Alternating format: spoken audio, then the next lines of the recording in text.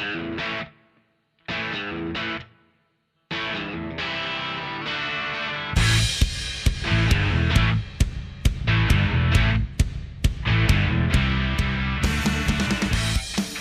it going, everyone? Welcome to Free Kick, the AFLW Fantasy podcast. We're here today as the first part of our line-by-line series to chat through the defenders. And I'm here with Liam and Will. Liam, how's it going? It's good. There's a lot of nervous energy. It's like sitting when you had like exam season and you had your first exam come up. You're like, I've got a lot that I know, but a lot of nervousness around getting it all out at the right time. So I'm excited, but like also a bit scared. Yeah, I definitely can feel that. What about you, Will? Yeah, it's super exciting, but yeah, there's a lot to think about. There's lots of big decisions to be made, and much like the terrifying exam, you know all the information, but getting it all out right is going to be the challenge. Yeah, I'm not even sure if I've got all the information fresh in my mind. Like, we've been doing these clubs and review episodes, and there's a few clubs I haven't really looked too deeply into yet. So I'm like, might be some surprises here for me. But yeah, ready to chat defenders and kind of pull all the clubs together and pick out the top few defenders. So, starting off, a bit of a lay of the land of the defender line coming into this season. They're about 30% of the players are defenders, so we've got 166 players to choose from. 18% of the rookies, though, so only a handful of rookies here, 11 to choose from specifically. The defenders are moderately high scoring, kind of similar to the forwards here. So the maximum score that we had last season from a defender, on average, was 82 from Matty Gay. Yeah, and it was also quite interesting because we only had two defenders that averaged over 80, which was Matty Gay and Tilly Lucas-Rod. The jump then went down to Charlie Thomas at 70. So those two were 10 points higher than any other defender. We're also in the really season. Big. We've also got the season this year where the two highest averaging defenders from last year were also actual like pure defenders. There weren't like defenders playing in the midfield.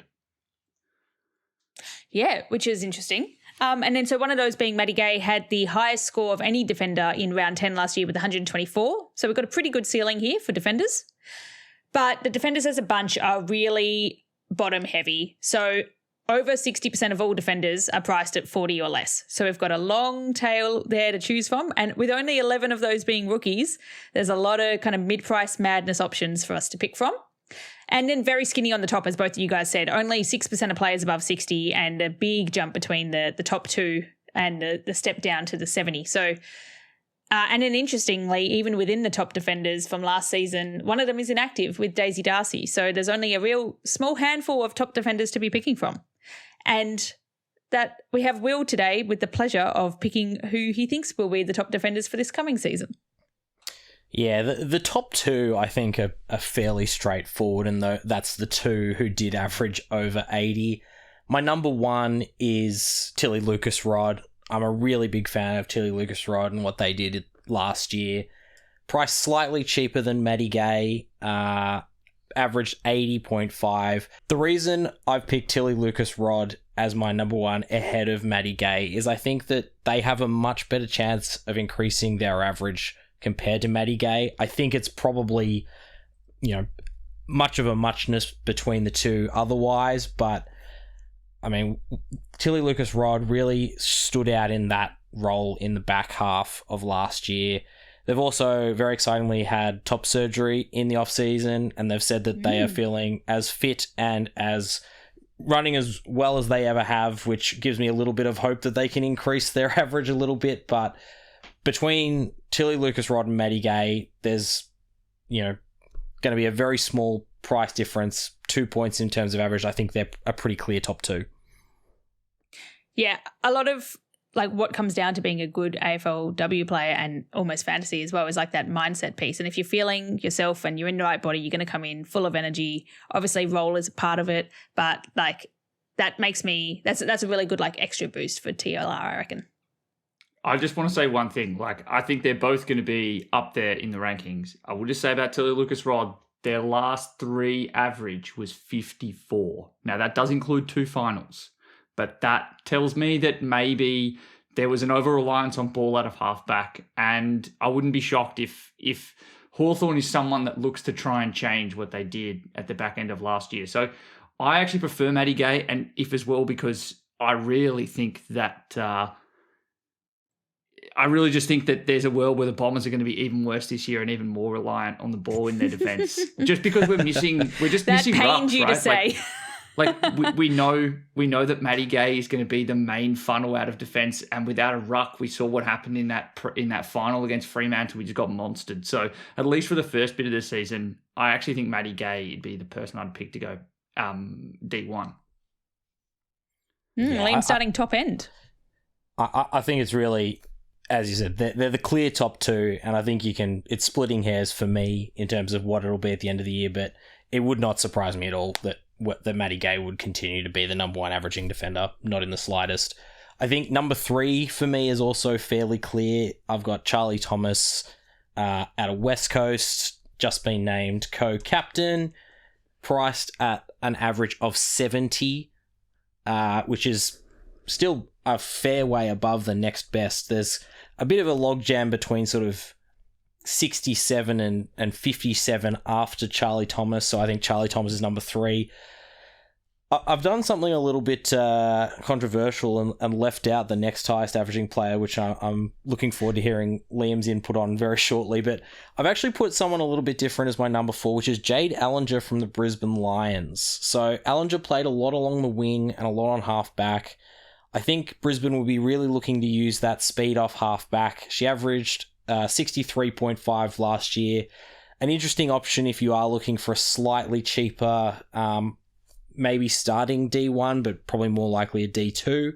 I really like the way Jade Ellinger's been playing at the moment.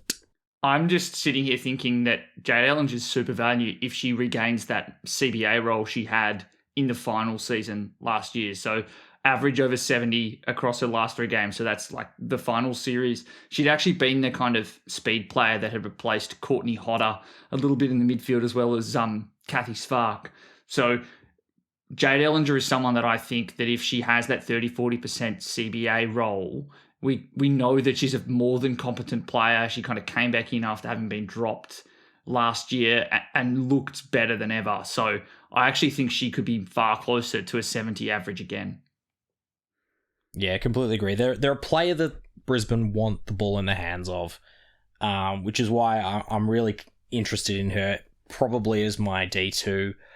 At number 5 of my top 5, I've gone with an old reliable Emma Swanson, who moved back into that backline last year, averaged 51 last year, but the thing that I really like about Emma Swanson is Emma Swanson knows how to get the ball, and there's definitely a chance that she could go back to averaging, even if she goes just to 70 as opposed to the 90 that we know back in the days, that still gives her a chance to be in the top 5. Yeah, I think that's a really solid pick, and actually might be my lock for later on. But like you said, she's experienced, and it's only her second season really playing through that defence. I think she said it's her kind of first preseason or second preseason in that role. So if she can apply all of her footy knowledge and really kind of lift that and get more comfortable in the role, I think that she's got... There's a big gap between the 58 she's priced at now and the 93 we know she's capable of, even though they are in different roles, so she can keep pushing forward. I think she'll definitely have a lot of headroom on her this season. Yeah, I think her average was also really dragged down quite a bit by what really was pretty much 2 bad scores. One against GWS where she scored 40 and the final score of 38 against Sydney in the final round. Other than that, she was usually pretty good for a 60 every week. And that's already a really good start. My big question with West Coast is whether or not that defence can maintain 2 good scorers, because I'm fairly confident that Charlie Thomas is the number 1 ball user off halfback for them. And then also just looking at the way that they play under Daisy Pearce, it's a very Melbourne, and in turn by being Melbourne, a Darabin way of playing, which is to completely de-identify the players in the system, and it's all about your role and it's all about where you are and making sure you implement that system as often as possible. They are truly trying to push away from any junk off halfback. I think Charlie Thomas gets to 70 because she's just such a natural accumulator. So I am wary. Like, I love Emma Swanson's ceiling, and I think even if it's a 20% CBA role, she could absolutely be value. I'm just going to be watching intently in the preseason whether or not there are any more marks across halfback, or if someone like Swanson is pushing up higher up the ground to the back of stoppages, which will boost her score. Yeah, and the thing about Swanson's role that I actually really like is because she is that senior player who can read the play, she is a player that's often tasked with running back hard to intercept or at least help out in the defense. So I think that's something that another preseason's worth of work will probably help her in terms of the scoring. But you're right, Liam. You're not 100% certain with how that goes, but I had to put her in there because the potential to just even jump that average by 10 points is so clearly there. So yep. I've put Emma Swanson there for that reason. My honourable mention, I've put Emma Carney because Emma Carney just is always a good scorer. It's what Emma Carney does. And if it wasn't for an injury last year, she probably would have been in the top averaging players around a 70 again. However, surely time has to come for Emma Carney at some stage. They've just recruited arguably the best intercept and running player they possibly could in Eilish Sheeran. Mm-hmm. Surely this is the year where Emma Carney at least drops a little bit, right? I feel like we've been saying that for many years and she's just so uber consistent. So, I wait till I see it. But, yeah, I mean, everything we've seen from her suggests she's going to be reliable once more. She's got that ability to completely quarterback the entirety of North Melbourne. Now, obviously, the fact that Sheeran has arrived and also Nicole Bresnahan is someone that we have been intently watching for a long time to kind of take up a role off halfback. There's definitely a possibility that Carney takes a drop. It's just the fact that she's going to be priced at 60 and without those two kind of low tog games. So she gets injured against Richmond. She therefore scores a 2 and then she comes back in the final against Port Adelaide and has a 25 and only 30% tog, 38% time on ground. You remove that, she averages 72. That's enough. Yeah, so I think there's plenty of both value and clearly good options up the top there to be in that potential top 5. I guess now we'll talk a little bit about the undervalued primos, and the next player that we're going to talk about, I'm going to throw this one to you, Liam, is less undervalued in terms of the average and their price, but undervalued because I've completely blanked them. Yeah, it's rude. It's Serene Watson. She was the player to have after round 3 last year. Comes in priced at 67. So nearly, 160, 170k cheaper than Tilly Lucas-Rod and Maddie Gay. And outside of her first 2 games, basically where she was playing a different role, she then has, a 10 coach vote performance against Essendon for her best score of the year. She was awesome. She averaged 74, basically. That is more than enough value and would put her comfortably inside that top 5. And I think it's an outrage that she's not in there in the first place. I also think we've just kind of seen that St Kilda lacks someone that has the skill set that Serene Watson has. Like Hannah Priest plays a medium defender role now. B. Jacobson is no longer, an accumulator in any sense. I really don't see where else the scoring is going to come from St Kilda. And she's got a complete lock on kick-ins. She's a beautiful kick, beautiful intercept mark. I think that she's got Charlie Thomas-like potential for her scoring. So I'm super hot on Serene Watson and outraged for all the massive number of St Kilda fans that we have fostered at Free Kick for our known love of the St Kilda Football Club. Yeah, I think I just wanted to do that to make you have to speak positively of St Kilda, Liam. And that will be the last nice thing Liam says about St Kilda all season. Possibly. Look, it's an outrage that it took them 2 weeks to actually give her the role that she was meant to have in the first place and had in the preseason. But, credit to Nick where it's due. He decided and realised that absolutely if they were going to try and win games, and they did kind of win some games last year, more than I was anticipating, it was off the back of a breakout from Serene Watson.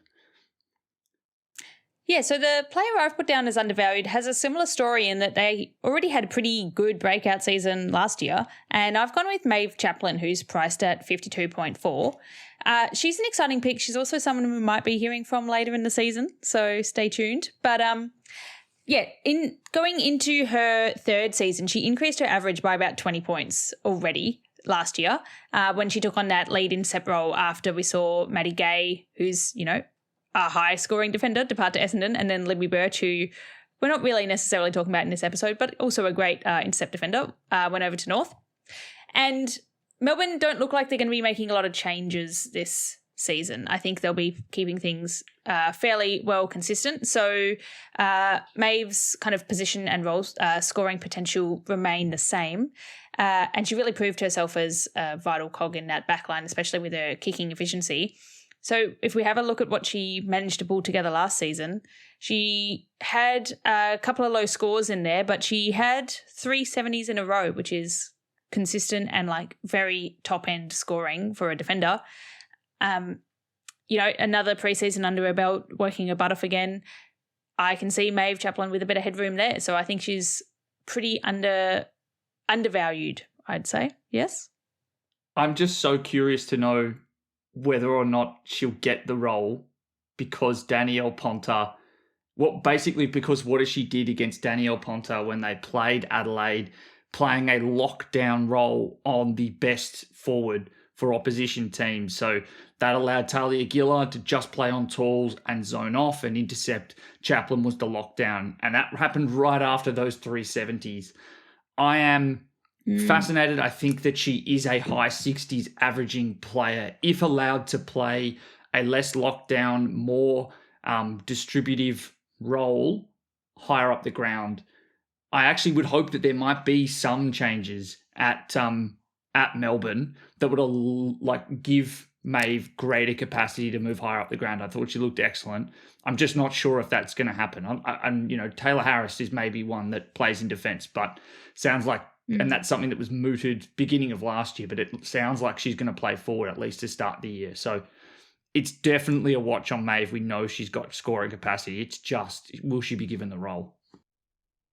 Yeah, for sure. And we should also say that we've just gone through 2 options that are not just great options, but options that you may hear a little bit more about later in our team reviews when we get to those clubs. But I can't offer a third one because my player that I'm offering as an underpriced premium is Emma O'Driscoll from Mel's Fremantle.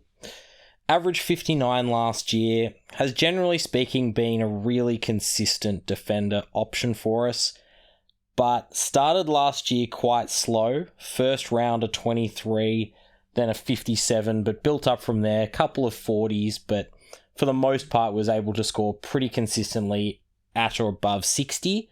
It's important to note that the reason she started slowly last year is that in the preseason she had her leg pretty much slashed open by a teammate's boot and missed a fair bit of the opening parts of the preseason because of it. Didn't play any of the practice matches, anything like that. So coming off an All-Australian season, not ideal. I think she's a player that can definitely get into that mid to high 60s range. Probably not quite as much value as, say, a Maeve Chaplin, but I think a very consistent option nonetheless. Yeah, definitely agree. I saw you picked her first and I was like, damn, I wanted to mention Emma O'Driscoll, but glad to see that she's been on the undervalued primo section. And then we've got a few honourable mentions. We are always suckers and have a long list of honourable mentions, even though we try to stick to one player each. Liam, who've you got for yours? Elizabeth Giorgio Stathis. You'll hear more. I want to talk more about Western Bulldogs later because there's someone I actually think who's more value. But just safe to say that there was a massive change in their ball movement style. They were really looking to possess it out of halfback. Georgia Stathis had a single-digit score in round 1, and outside of that, averaged over 60. She's going to be priced at 56. I am well hot on the idea of picking at least one Bulldogs defender. So she's cheap enough, and I think she could go high 60s. The one that we've got here is Ella Heads. I think she's quite an interesting one. There's someone that we would have been quite excited about whenever we see defender move. So Ella Heads left Sydney, now at Port Adelaide and priced at 60.5. Coming in with quite an experienced, coming in as quite an experienced player here. And we've seen Ange Foley retire in the off season, so a nice slot for her potentially. But then we've also got this, which Port Adelaide defender might we pick? Because we also saw a really good season from Molly Brooksby last year. So little bit conflicted now as to which of these Port Adelaide defenders we might be picking. Can't say I'm too sure yet. Yeah, I think this is certainly one that's going to be very important to watch the preseason. Who's getting those kickouts? What sort of role are they actually playing in that backline? Because if Heads becomes an actual lockdown defender, that's a terrible thing for our fantasy teams. Whereas if maybe Brooksby's the one that gets shunted into a more defensive role, a player who we thought might be good value might not be such good value. So it'll be interesting to see how that Port backline shapes up. And also, we just need to see Port change their game plan. They average like a metre per disposal on average more than any other team in the AFLW. So they kick it long and they don't look to mark. I think they had nearly 60% of their possessions are contested. They're not looking to accumulate off halfback. I think that's the problem as well for Heads and for Brooksby. Yes, and just one more flag quickly on here. Some of you might be looking down the list and say, oh, Chantel Edmondson is a solidly priced defender at 54.7. Could she be a good pick? Probably not. She will be inactive for the season, as well as Daisy Darcy. So don't be picking either of those guys. Having a look at some mid-priced options. As we said, there's a lot to be picking from here. Will, why don't you run us through your pick? Yes, the player I've picked is Gab Pound, a player that the long-time fantasy players amongst us will know and love, who has been both a very, very good player in our backlines and one of the most frustrating ones for that brief period where she ended up as a small forward for some reason, which was incredibly frustrating. But basically priced at just over 50. There's not a whole lot of experience in that Blues backline now that Karen Peterson's not there. So it's probably going to come down to her being the only genuine kick-out option. We talk a little bit about this in the Carlton episode, but basically when Karen Peterson wasn't playing last season, Gab Pound took almost all the kickouts, and that was a huge increase in scoring for the most part. So with Karen Peterson out, I think there's a fair bit of value in Gab Pound. Yep, checks out. And the benefit of Karen Peterson being out is that we don't have to pick both of them and have confusion about which of those two Carlton defenders we put in our sides, which has been a constant battle. I've gone with Lucy Cronin, who's priced at 46.2 from Collingwood. She's coming into her second season at the Pies, and in that 46.2 from her first season, there's a couple of low 30s at the start where she was kind of finding her feet, but her season was a bit of a story of two halves. She really kind of grew off halfback last season in that rebound defender role, and we saw some pretty good 55s or so at the back end of the season. So with a ceiling of 81, she looks like she's got a lot of room to grow. She's had time to train again in her second preseason. I think if there's once again a big gap between 46 and 81, but if she can lift her average another 15 so points, I reckon she's going to be a great pick. And only coming in at 46 is not too bad. And they've got no defenders left at Collingwood, really. They've lost Stacey Livingston. They're really going to be struggling to find a distributor out of there. Ruby's gone back to the midfield. I'm interested by Cronin 100%. I was about to say, they've got plenty of defenders. They're all just playing up the ground because you've got Geordie Allen on a wing, you've got Ruby Slasher playing through the midfielder. All their tall defenders are just stuck in the midfield. Well, yes, correct. But apparently Sam Wright has decided that no, they're not defenders anymore. They are now pure mids, and so Cronin's the only one left. But that's probably actually the thing to mention, right? I think Cronin's score will tank if Allen or Slasher becomes the main distributor. Yeah, I can't see it being Slasher, but yes, I guess that is something to watch. Just one of best and fairest as a midfielder. Unlikely to be all right, that's enough. See ya. Back to the back line. Crazier things have happened, but yes, I agree. It's less likely for Ruby, more likely for Allen, who we know has been a 60s before. Probably not as a pure accumulator, but I just think that with these, Collingwood finished last, they're probably still going to be experimenting with balance. We know that Tani White has been training in defence to start this year as a medium tall, even though I don't think she's very tall. So it's just a lot of instability that, I love Lucy Cronin's ceiling. I just don't know how much I trust Collingwood. Well, let's move over to a club that you do trust then. Who's your pick? Oh, yeah, I trust them massively. So my pick here is Maggie Gorham from the Western Bulldogs, priced at 48.7, so that's 631K.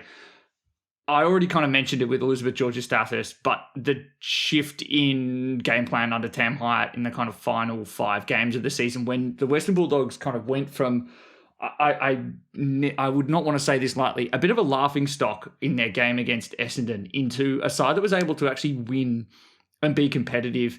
I think their performance against St Kilda was one that really showed what the Western Bulldogs can do. We saw the best performances from Georgia-Stathurst, Gorham, Jess Fitzgerald, all of whom were kind of playing as accumulators off halfback, really looking to try and keep the ball off the opposition and still find really natural pockets of space. So Gorham was someone who kind of had been averaging like in the low 40s up until that kind of final portion of the season. And then once we got to those final 3 and 5 games, she basically became like a 67, 68 averaging defender. And then Georgia-Stathurst was like a 71, 72. Both of whom therefore mean there's like maybe 14, 15 points of value for each of them. I really think that if that game plan sticks, this is the well that I'll be going to. Now, like, I haven't done a forensic investigation of the run that they've got to start the year, which will almost certainly impact what they average. But just on a first principles basis, team that did not finish very highly on the ladder will hopefully have a relatively easy schedule. So I'm definitely going to the well on the Western Bulldogs as well. And that means that I think that, yeah, Gorham is 100% on my list quite highly at the moment to pick to start the year. Yeah, I like it. And then we have a few honourable mentions here. We've already spoken a little bit about Molly Brooksby. Lily Postlethwaite, Liam? Lily Postlethwaite? Yeah, look, I'm all about it.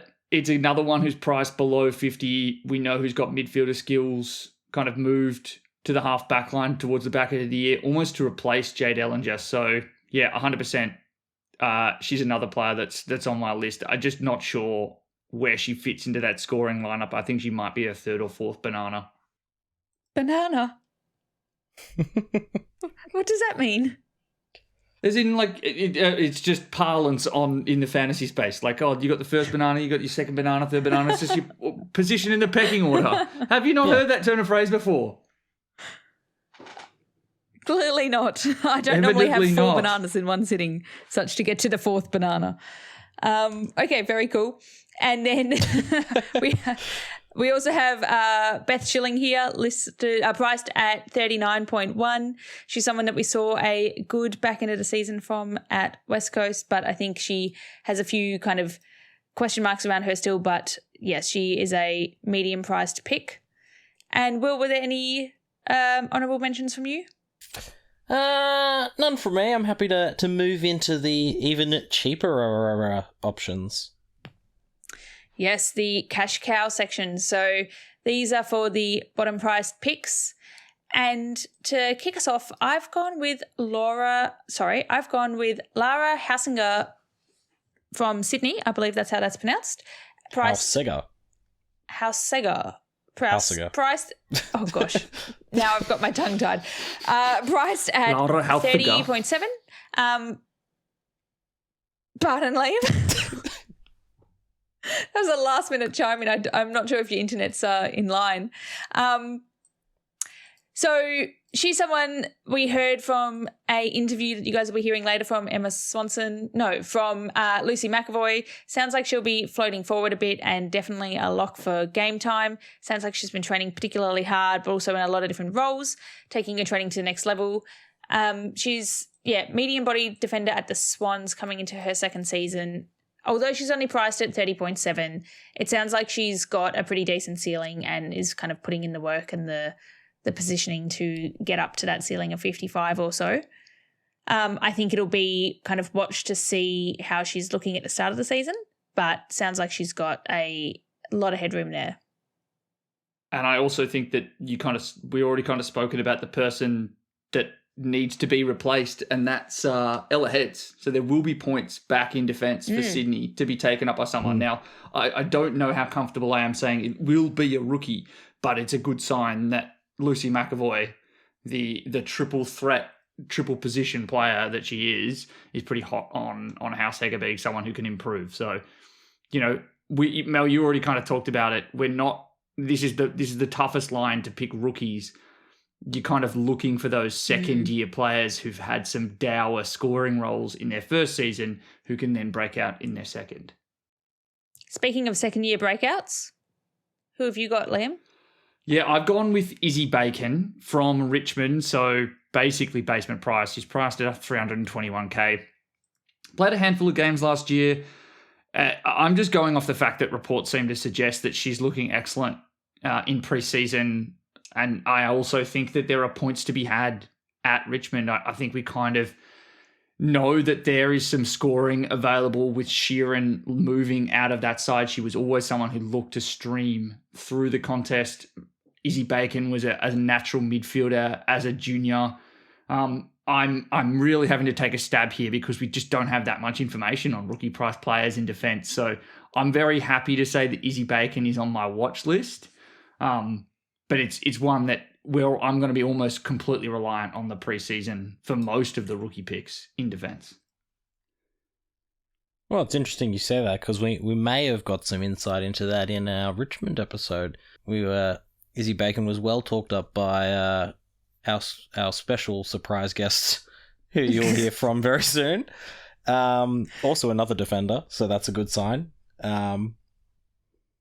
Just on Bacon, I think she's got a bit of an average boost to have because her score of 24.8 includes 2 single-digit numbers from last season. So we do like to see that. That 4 and an 8 can definitely be improved upon. Hard to be worse. Very much so. And then Will. Yeah, I've gone for someone at the complete other end of the age spectrum. I've gone for Mualaluifi, who looked to be giving a bit of experience to a young Bulldogs team last year and then very unfortunately did the knee. So it'll be basically coming in priced almost bottom price, just above at 307K.